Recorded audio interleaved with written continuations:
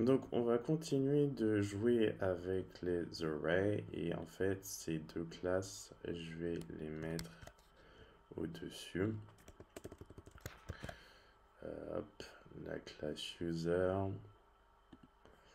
et la classe personne. Hop, et on va utiliser la classe personne. Donc, on va faire Léo égale new person. Donc, first name Léo, Dupont, masculin.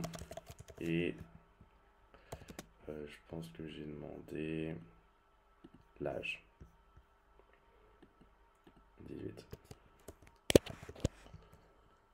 Ok, et là, je vais faire Olga, new person aussi. Et en fait, je vais les mettre dans un tableau. Olga, Olga, Dupont, féminin.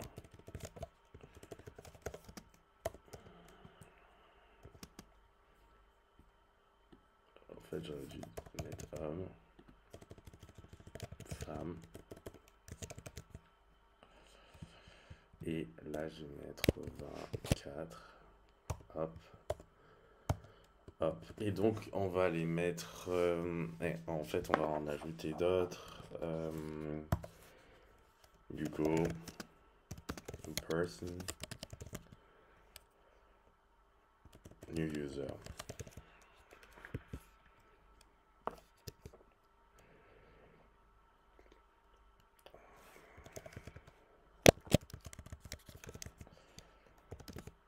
Hugo, gmail. Ah non, on va faire en sorte que tout le monde ait la même chose. Donc, on va utiliser encore la classe Hugo Dupont, homme, 10. Et on va remettre Dupont. Là, on va rajouter T, Zoé, Tigna. Voilà. Pour l'instant, donc, on a trois instances de la classe personne, donc c'est parfait, et on va les mettre dans un tableau. Dans un tableau, et encore, oui, je sais pas vraiment, aussi. On va les mettre dans un tableau tranquillement. Hop, users, list, array. Je vais plutôt mettre array est égal à array. Et je mets Léo, Olga, Hugo. Ça c'est bon. Si je fais un print R de user array, juste pour vérifier, users array, hop. Normalement, ça met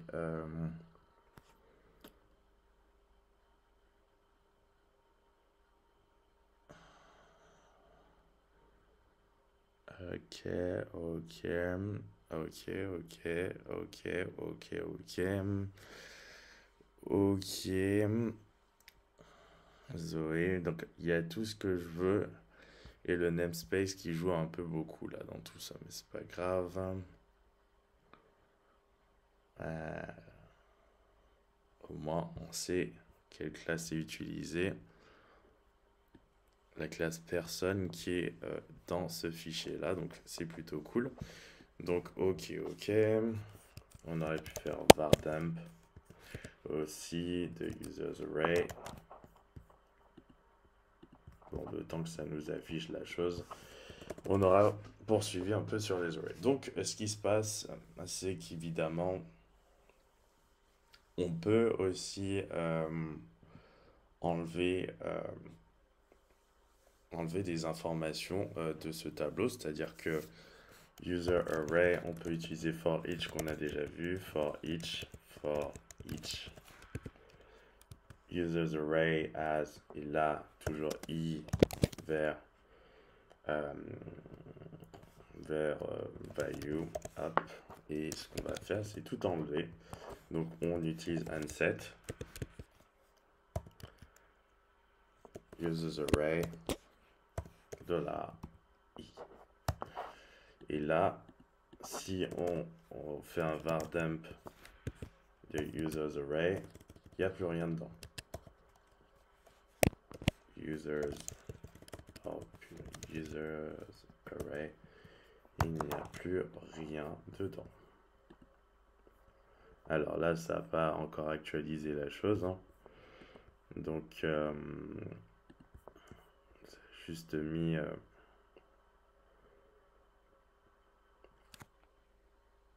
nos petites informations et ça n'a pas encore fait ça correctement. Bon, j'attends que... Alors, oui, évidemment, array 0. Ici, ça l'a déjà fait, mais on va juste passer correctement. Echo. Voilà. Hop, hop, CTRL-C, CTRL-V. On rajoute des choses parce que sinon on va rien voir. Donc voilà, et le truc qu'on veut faire, c'est qu'une fois qu'il est vidé, parce qu'il existe encore ce tableau, j'ai pas fait unset $users underscore array, j'ai fait cet unset pour chaque élément du tableau. Donc ça change beaucoup de choses. Ensuite, ce qu'on va faire, c'est que on va donner on va ajouter un item au tableau. Alors, users array existe encore. Et pour le coup, je vais lui ajouter par exemple Jack. Jack ou Jake. New person, Jake, lang, homme, ce que je voulais mettre c'est homme et 60 ans. Hop, c'est un vieux. Hop, c'est fait. Maintenant, je t'ajoute Jake. Je l'ajoute. Et ensuite, on va regarder ce qui va rester dans le tableau. Donc, en fait, j'ai vidé les valeurs qui est contenu, mais en réalité, les index existent encore. Donc, ça veut dire que si je mets Jake là, Jake, $Jake, il sera juste après. Donc, si je fais un var dump, alors je vais faire deux fois echo encore, CTRL-C, CTRL-C, enfin CTRL-V. Et si je fais un var dump ou même un printer, mais quoi que si, on va faire un print r de users array. Hop. On va voir ce qui va se passer. Alors bon, il n'y a rien dedans. Et là, si vous regardez bien,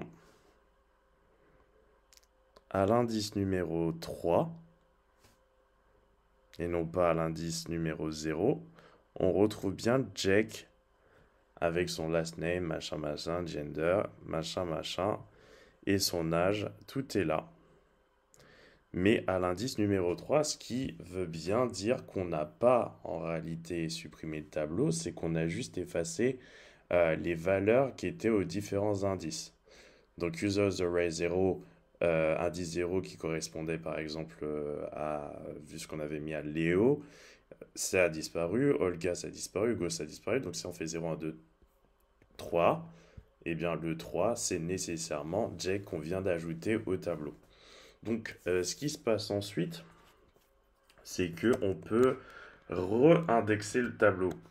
C'est-à-dire que là, on va utiliser une autre fonction. Donc je vais l'appeler le tableau, on l'a été users array égale. Et en fait, je vais faire array, je vais utiliser la méthode array value et $user array. Et maintenant, je vais ajouter encore une autre personne. On va dire que je vais ajouter Sandy égale new person, Sandy. Dupuis, c'est une femme.